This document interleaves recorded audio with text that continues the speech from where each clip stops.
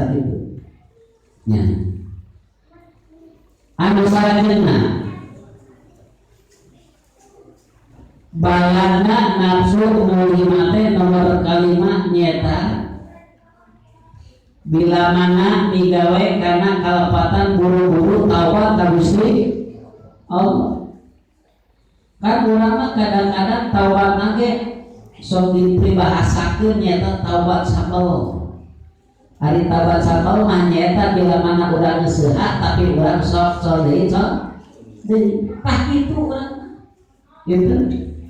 Tapi sebagian pendapat ulama leuweung keneh seperti itu. Bila mana dosa dulu istighfar ka Gusti Allah, buru-buru urang taubat ka Gusti daripada urang maksiat ka Allah, dosa ka Allah nyata henteu istighfar jeung taubat eta cilaka.